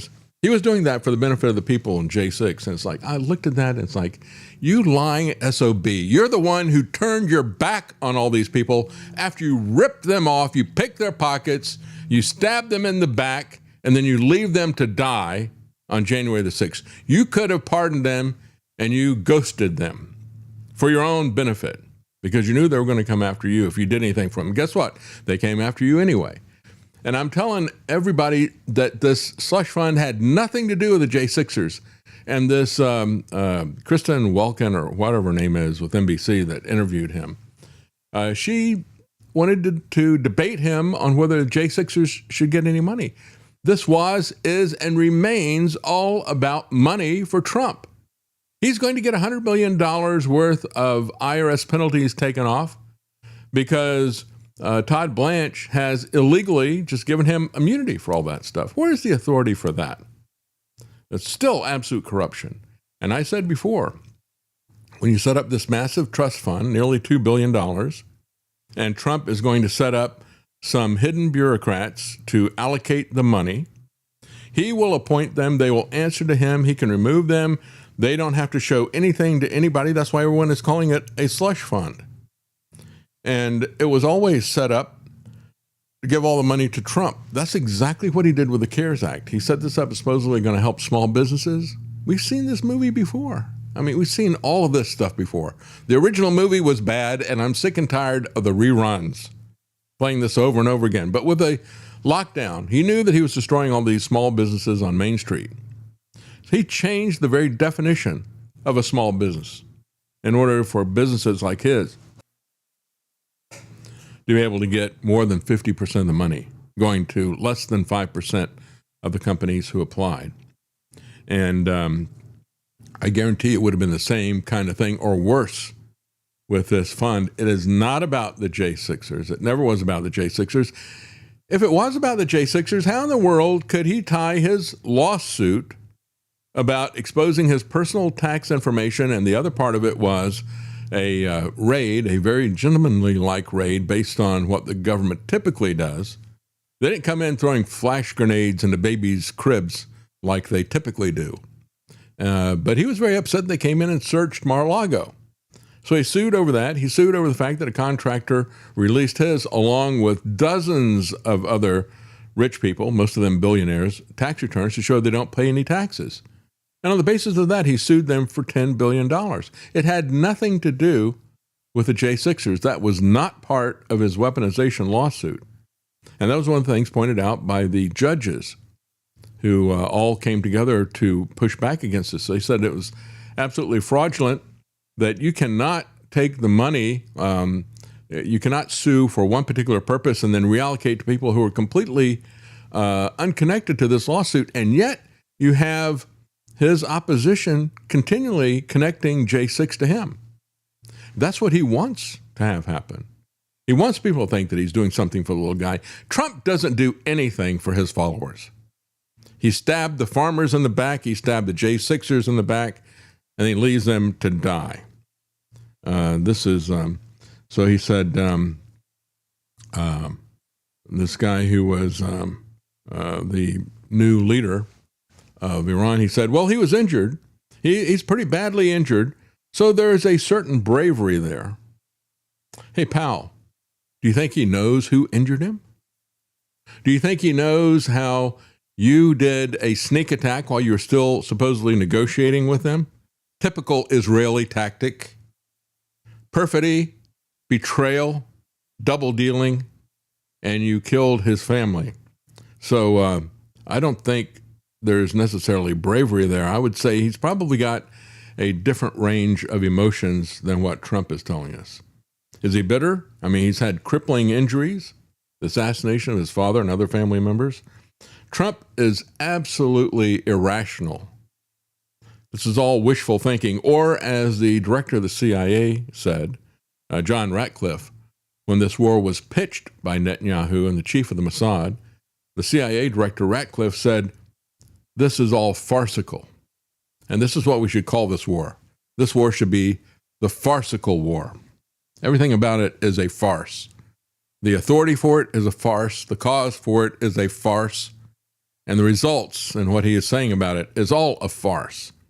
He said, you're talking about 47 years of getting away with whatever they wanted, said Trump about Iran. That is a farce as well. We've had 73 years of the USA getting away with whatever they wanted with Iran. We've had coups, we've had regime changes, we've had assassinations, multiple assassinations. Since 1953, that's when it starts. 86, this 47 nonsense. Whatever the oil companies and the CIA wanted, we got away with doing whatever we wanted. Well, those days are starting to come to an end, and everybody's starting to see that the U.S., especially Trump, is a paper tiger. I didn't promise anything, he said. I don't like these endless wars. Oops, I said that this is an endless war. He said, this is not an endless war, by the way. He says, we've been doing this for 3 months. He said, we destroyed the capability of Iran in a matter of days. I think we heard that as well in just a short period of time. Didn't we hear that from George W. Bush? Mission accomplished. And Trump goes on to say, well, look, in Iraq, you were there for years. Yeah, we had a president at that time who told us right away at the very beginning, mission accomplished. We reduced their military to twisted metal. Mission accomplished. Nope. He said you were in Vietnam for 19 years because of stupid people. Stupid people like him. Stupid people who say that they're winning a war because they're dropping a lot of ordnance on a country.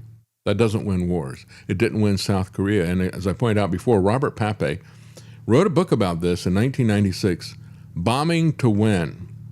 Subtitle was Air Power and Coercion in War.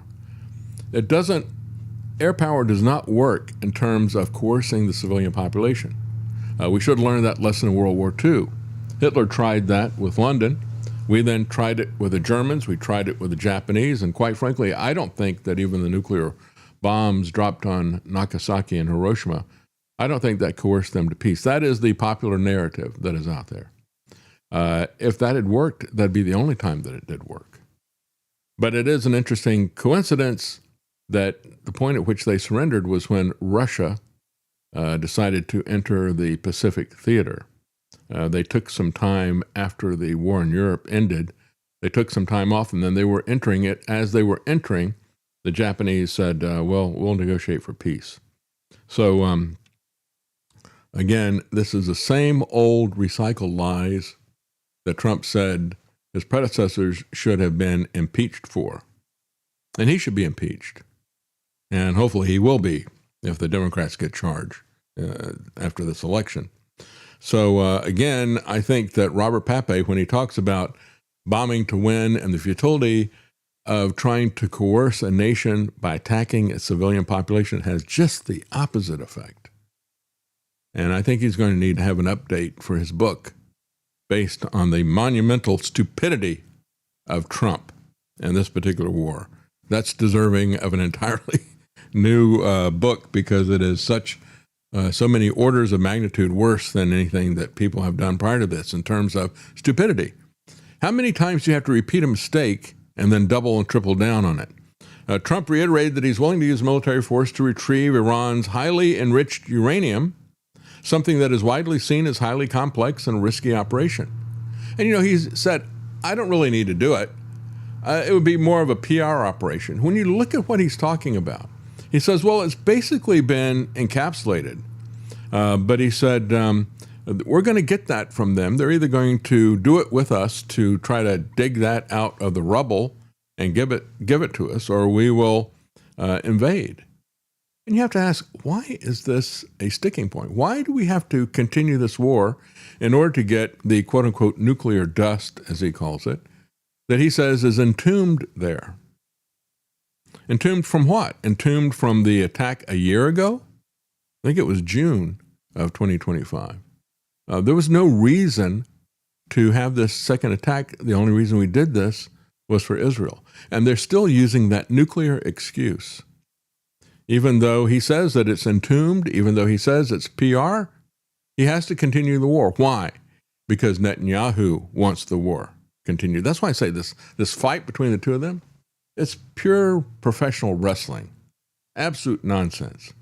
Then Trump goes on, he says, well, Iran attacked targeting U.S. bases in Kuwait and Bahrain. He said they were slightly provoked. It's not any big deal. Not any big deal. Yeah, we started the war. We violated the ceasefire.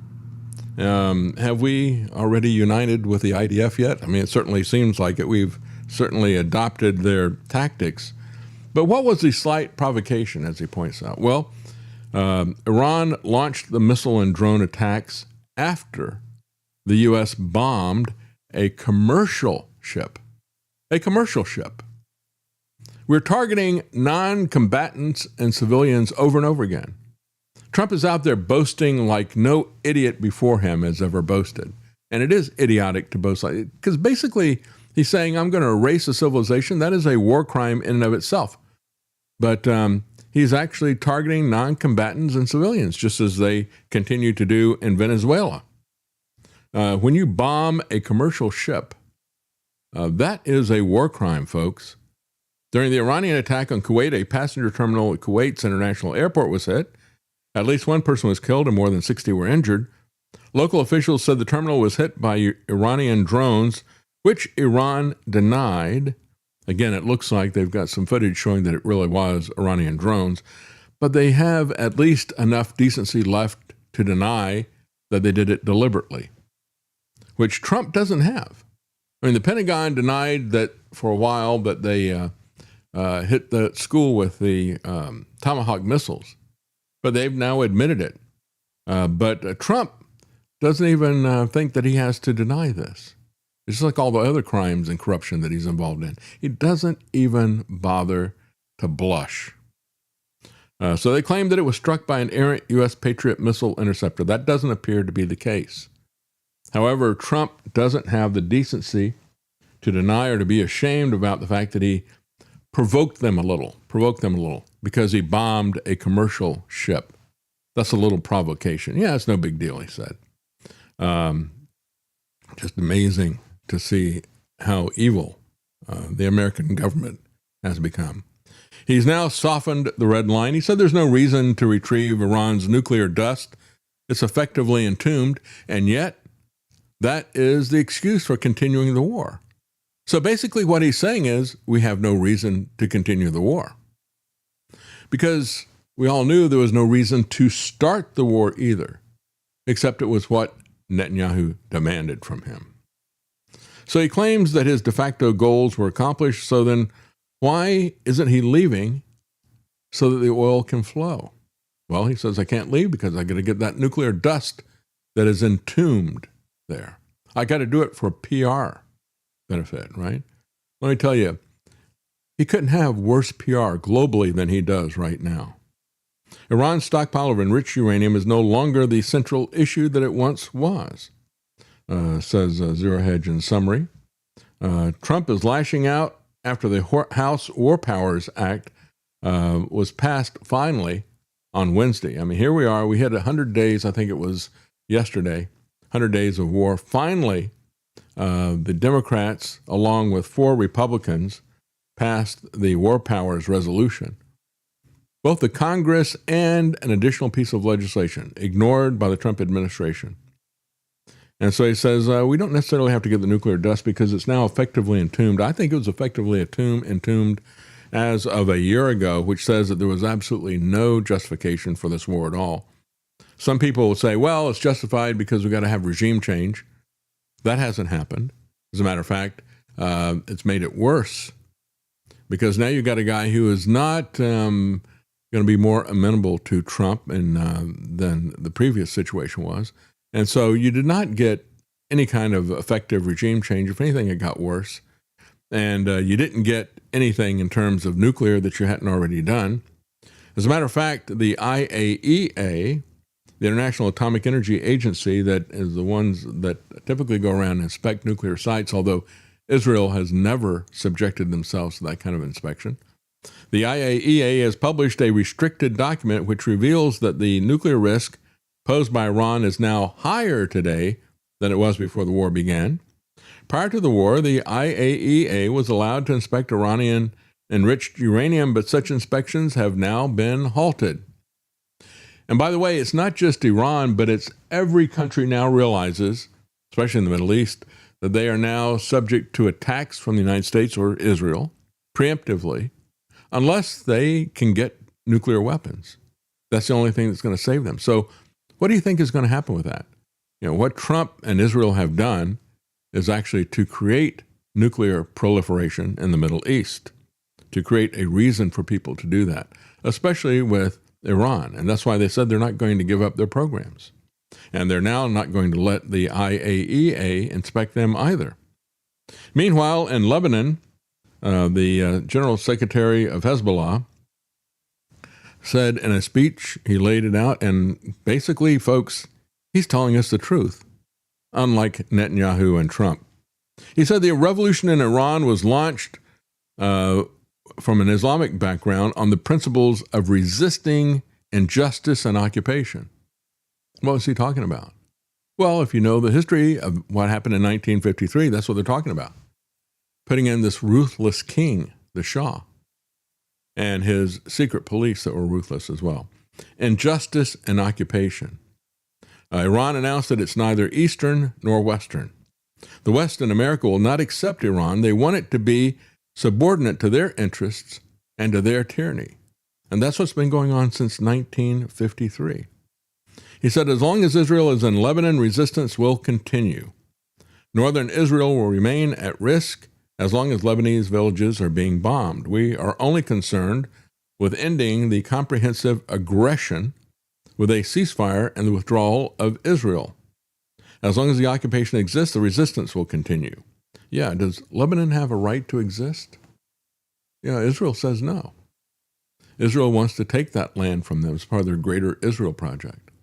They were the aggressors. Hezbollah was born to resist Israeli occupation.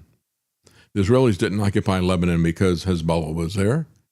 Hezbollah came into existence because the Israelis were there. We have not given any commitment to anyone to not resist aggression and to not respond to it, he said. We do not accept any link between the existence of the resistance and the cessation of aggression and withdrawal of Israel. So as all that is happening, oil prices fall as Trump is trying to maintain the Iranian ceasefire. He says he'll do that. He will now keep the ceasefire unless American troops are killed. But I guess now they will still attack any commercial vessels. Is that right? Any non-combatants on commercial vessels? Iran fires a missile at Israel in a first since April after the IDF airstrike on Beirut. This is from Zero Hedge. Huge escalation. Iran fired missiles on Israel earlier Sunday. Netanyahu was asked by Trump to not strike back, but Israeli officials said there will be a forceful response, and there was, because they don't take orders from Trump. They struck Hezbollah in Beirut after the terror group ignores the ceasefire, says the Jerusalem Post. Well, again, once you start a war, then it always becomes this who shot first type of thing, right? That's why it's unjust for you to be the aggressor, isn't it? I mean, they admit that here, right? We have to say that the IDF struck Hezbollah because the terror group ignored the ceasefire. So they shot first, so now we're justified in terms of shooting back. Yeah, where's the justification for their entry into Lebanon? Where's their justification for all of these wars that they're doing with Iran, for example? It's always only justifiable if you're doing it in defense, despite Israel's efforts to keep its attack on Beirut limited, says the Jerusalem Post. What a laughable, cynical statement that is. Well, we got some comments here. Stealth Patriot, thank you very much for the tip on Rumble. So Trump is now claiming that he never promised no new wars. Yeah, I know. I'm sorry, we got the tape, and we played it over and over again on this program as well as on other programs. It's not that Trump is that deranged, because he is. It's that his loyalists are deranged enough to believe him despite the facts. Yeah, it doesn't matter how many times you play this stuff. People ignore it. That, I think, is something that existed before. I mean, some people try to explain that by AI, saying that the purpose of AI is to make everything unbelievable. I think there's a truth to that. But, of course, these people who have Trump delusion syndrome refuse to believe obvious things like that before there was AI. And, I mean, you could show them what Trump is doing, you could show them what Trump was saying, and they would still deny it. If they would try to reconcile the cognitive dissonance that was there, they would say, well, it was bad people in his administration. That's as close as you could get them to it.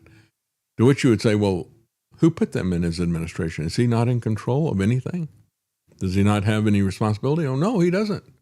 Oh, then how is he going to be our savior? Well, again, you just keep circling back to the cognitive dissonance that's there. DG8, thank you. He says, David, our church is having a construction class this summer. It's sad how little people know about the Constitution. The people in class must sit in front of Fox News. They know nothing. I guess that's supposed to be a Constitution class this summer. Yeah. Well, they sit in front of Fox News. I guess it's a chicken and egg thing. Do they sit in front of Fox News because they don't know anything and don't know the Constitution? Or is that a result of it just reinforces? I don't know where the point actually starts. I think that's the point of our government schools, to make sure we don't know anything about the Constitution. I always thought it was interesting, when we come up to the 250th anniversary of the Declaration of Independence, this 4th of July. I always thought it was interesting when I was in school that the stopping point, we hold these truths to be inalienable, inalienable truths that all men are created equal, endowed by the Creator with certain inalienable rights, so forth. And then that to secure these rights, governments are instituted amongst men. And then they would stop it, right? They wouldn't finish out the opening paragraph. They demanded that we memorize that first part of it, which I'm starting to get a little bit foggy on the thing, I guess. Starting to get a Biden syndrome. But the second part of that, they didn't want us to memorize, didn't even want us to read it. We wouldn't even read it. I thought, wait a minute, it gets more interesting after that.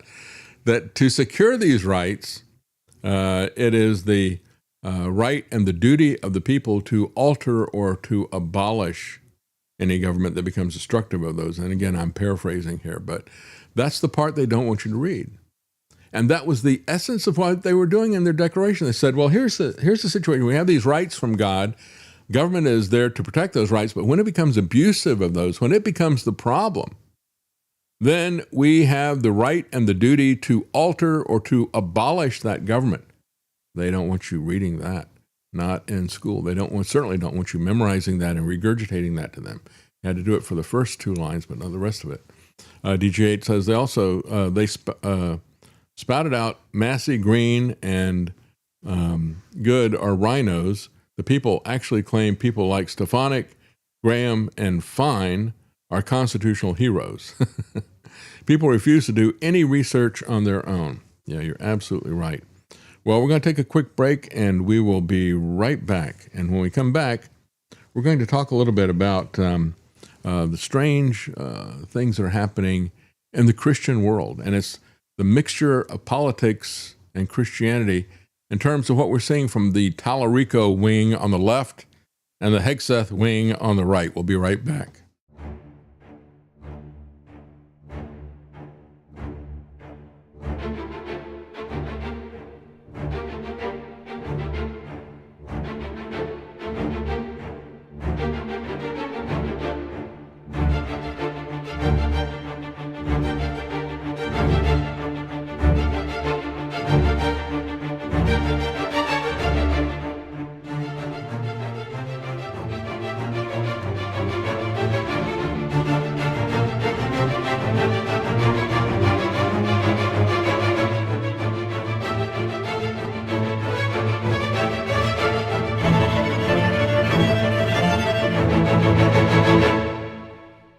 You're listening to The David Knight Show.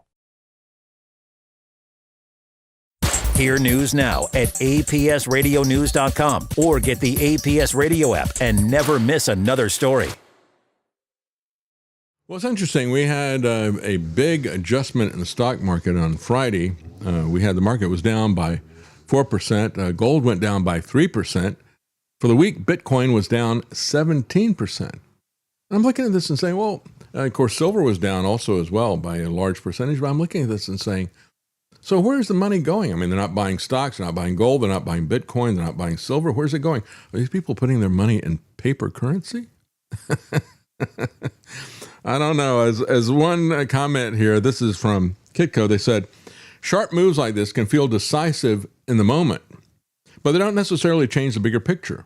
Gold has been supported for years by deeper, more persistent forces, and those have not gone away. Despite the chart damage, analysts remain confident this sell-off will prove to be a temporary correction. And I don't see that it has continued to plunge today, from what I can see. Now, what was the basis for this? Well, gold and silver went down after the job statistics that came out, and the dollar went up. U.S. employers added 172,000 jobs in May, while the unemployment rate held at 4.3%. Now, I don't believe those numbers for a moment. And I think one of the most manipulated statistics coming out of the government is I guess you could make the argument that inflation is manipulated, as I pointed out last week, that they have changed the way they calculate inflation 8 times in 32 years. Or maybe 35 years. It worked out to about once every 4 years or so. But that is definitely a manipulation. But when you look at what happens with the jobs reports, you usually see these unemployment figures revised almost every quarter. They'll go back 3 months from now, they'll go back and they'll say, well, we are revising the report that we put out 3 months ago. That was overly optimistic. It wasn't that good. But now we're telling you the truth. And they always do that. They always do a revision the next quarter. And it's always in a direction to make the current numbers look better. So usually they revise the previous quarter's numbers down, saying that they were too optimistic. Now, here's the other part of this. When they say, where did the job increases come from? They're telling us that the job increases came from leisure and hospitality. It's like, oh, wait a minute. Tourism?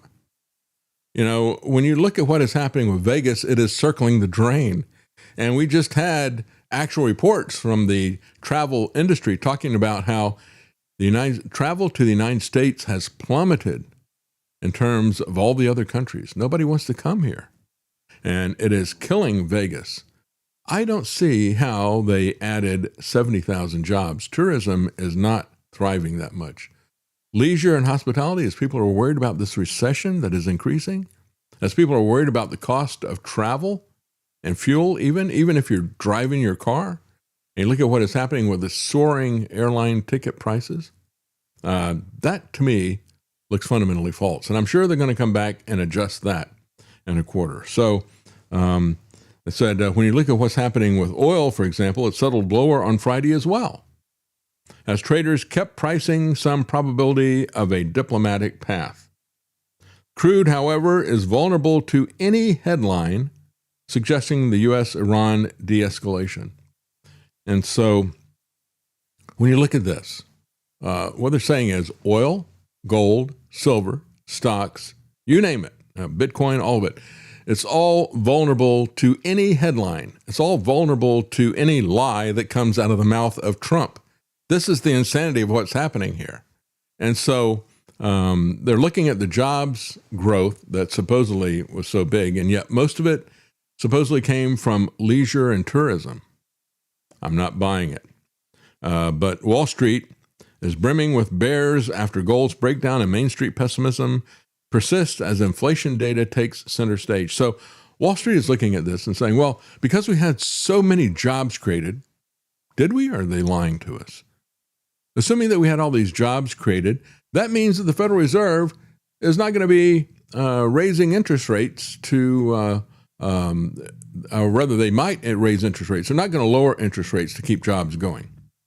So they'll leave them where they are, which is not good for the price of gold. Let me tell you, if you think that inflation is under control, if you think the government is going to correct inflation by manipulating interest rates, you should think again and should pay attention to what they're doing in terms of printing, in terms of quantitative easing. It's not just the interest rates that are going to affect inflation. It's the amount of money that they're printing, and they continue to print money. And Trump has demanded inflation. He's demanded lower interest rates.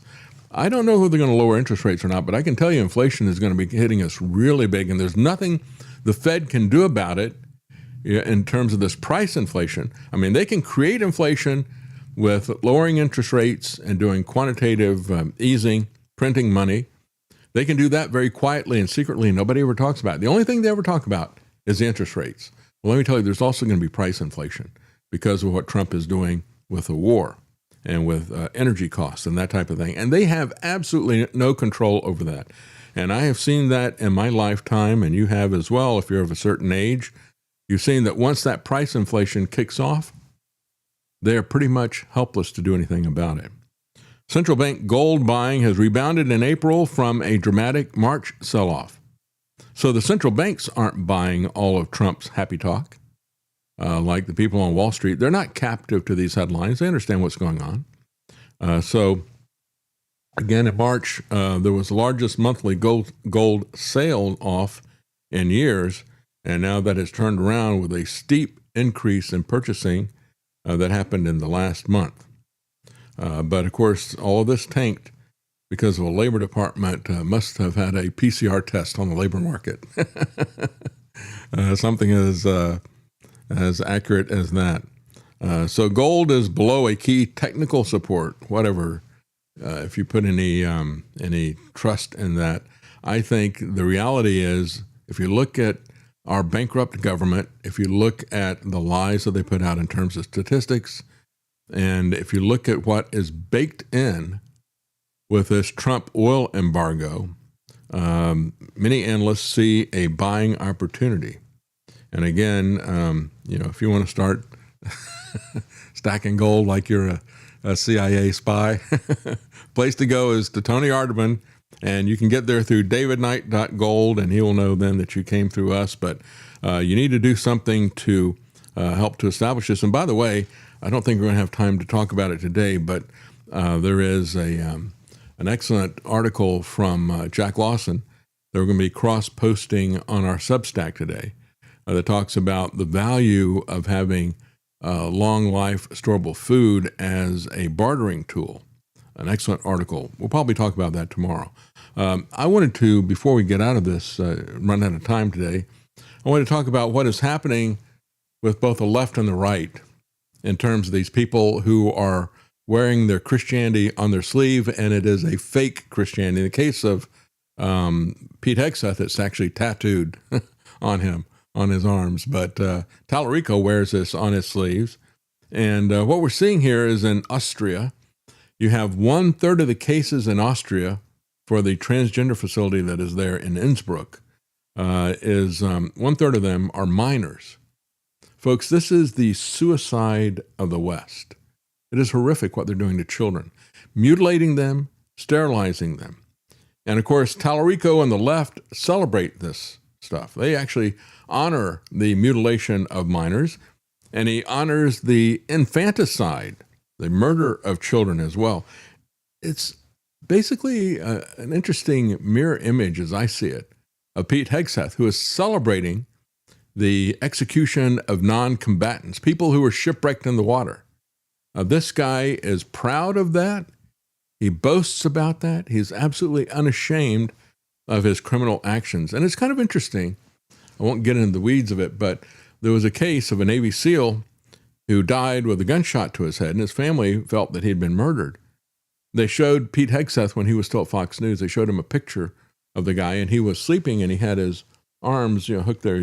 He was had the pillow that he was hugging with his arms. And they said, "You don't shoot yourself while you're hugging your pillow." And he said, that picture is damning, and the Navy's got a lot of explaining to do. So the family thought that when he became Secretary of Defense, he might do something about it. They also had contact with Donald Trump Jr., and they got ghosted by both of them. Just remember that when they say thank you for your service.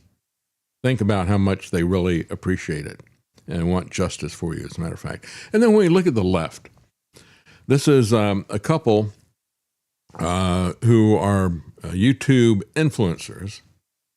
Their baby was tested for Down syndrome. And again, that test, folks, is not 100% accurate. Like any test, you can get false positives or false negatives or whatever. And that's one of the reasons why, even though Karen and I were older when we had our first child, Lance, we opted against doing that because even a test presents some risk to the child. And it wasn't really even a question with us. As an older couple, you have a higher risk of Down syndrome. But we thought about it, and it's like, well, if that's, what God gives us to handle, we're going to take what he gives. They decided that the baby wasn't perfect enough for them. And so they boasted on their YouTube channel about how they decided to have their baby killed. And they said, thankfully, we have the freedom to do that. Well, that set off a firestorm of criticism, and I think rightfully so. They said it was beneficial for our family to kill this boy. He rationalized his decision on part with a statistic that said that more than 90% of children who are diagnosed with Down syndrome are aborted. So we did what 90% of parents do when they get that test. The post went viral, got 15,000 replies so far, and this was as of Friday. Many people expressing horror, disgust, and personal testimonies, ranging from miscarriage accounts to stories of choosing life for Down syndrome children, attesting to their rights, attesting to the value of these children, and the dignity of life. And I got to say, we had a very, very close friend of ours who was in that situation, and she was pregnant with twins, and they did the test, and it came out positive, and she went ahead with a pregnancy. One of the children had Down syndrome. Her sister was so angry that she did not abort them both that her sister never talked to her again. Her sister was hard left. And that child was a real blessing to that couple. Yes, it was a lot more work than it would be with a typical child, but it truly was a blessing. And so they're now, wringing their hands at what they say is the hate and vitriol for two people who are grieving the loss of their unborn child and making an impossible decision. If you ever wanted to marvel at the depravity of people online, then just check the replies on my latest tweet. They said, what is more troubling is a lot of these people use God or Jesus as their justification for threatening us and for wanting to cast us into hell. Seems pretty hypocritical. Well, along that line, let me just play for you something that was done by a comedian. His name is Michael Jr. And he said, as he's had more success, he's been able to be in the company of a lot of pretty famous entertainers. And he said, one person asked me, what is God like? And he really does speak to this. in terms of, how God views us when we do things that God says not to do. So now I get some celebrities, some that you would know who I get to be around, who ask me questions about God. And I remember one in particular whose name I won't say, who you would know. He said, explain God to me. That's what he said. He wanted me to explain God to him. I can't just explain God. If I could completely explain God, he wouldn't be God, it would be me. So celebrities will ask me questions like, explain God. And then he said this, he rephrased the question. He said, how is it I can do all of this stuff that I'm doing? And you know what I'm doing. And people say that God still wants a relationship with me. And this is what I said. And this isn't even close to how awesome God is, but this is all I could come up with. It's like being in a car with a navigation device. If it says go 10 blocks and turn left, then you go 10 blocks and turn right. It doesn't abandon what you're supposed to do. It recalculates what you need to do to get to where you're supposed to be based upon where you are. That's a good example. The only problem is if you keep making the wrong turns, the road conditions may be different and you're running out of time. So you have to be sensitive to listen to that voice so you can make the right choice about where you're supposed to be. And that voice sounds an awful lot like a coach because you haven't been practicing for nothing. It's game time. Yeah, it's game time. That's right. Well, he was saying, we're marveling at the depravity of our society, criticizing us because we murdered our child. And Abby Johnson replied and said, we are marveling at the depravity of your decision to murder your child based on eugenics. Another person says, you didn't lose him to miscarriage or to health complications. You killed him because he wasn't perfect enough for you. Stop playing the victim. Face the reality that you murdered your child. You are not the victims here. It is your now dead child who didn't get a chance to live. Another person, Russ Coates, said, the bro killed his Down syndrome baby for YouTube and Twitter dollars and has the audacity to say, anyway, I can't wait to see all these words get minced and twisted again so people can grow their followings and the outrage. And that's exactly what he did say. That was a quote from him. He said, yeah, we're going to have bottom feeders out there who are going to use their criticism of what I did to grow their audience. And it's like, well, as an influencer, perhaps you did that as well. Michael Jr. ended his little analogy there by saying, when God, when we ignore God's directions and we turn the wrong way, he doesn't just stop there. He recalibrates and gives us some other directions. And then you maybe keep on making these wrong turns. He says, well, you're running out of time. And we're out of time. I'll just leave this with you right here. He said, the Bible says, seek the Lord while he may be found. There is a right time, and we're living in it right now. This is the time. God has given you, and he hasn't given up on you. But you are going to run out of time. Thank you for joining us. We are out of time. Have a good day.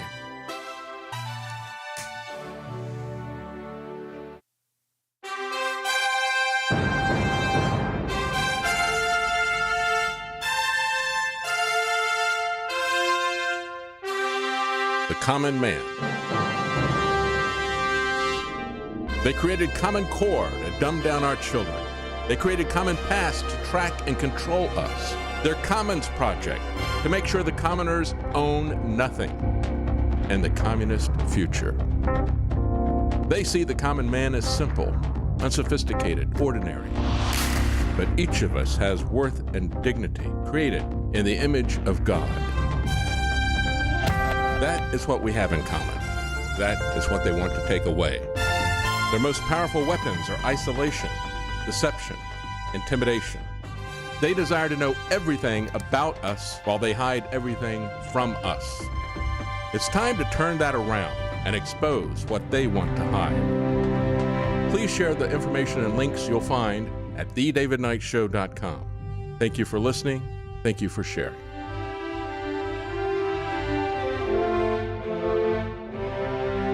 If you can't support us financially, please keep us in your prayers. thedavidknightshow.com.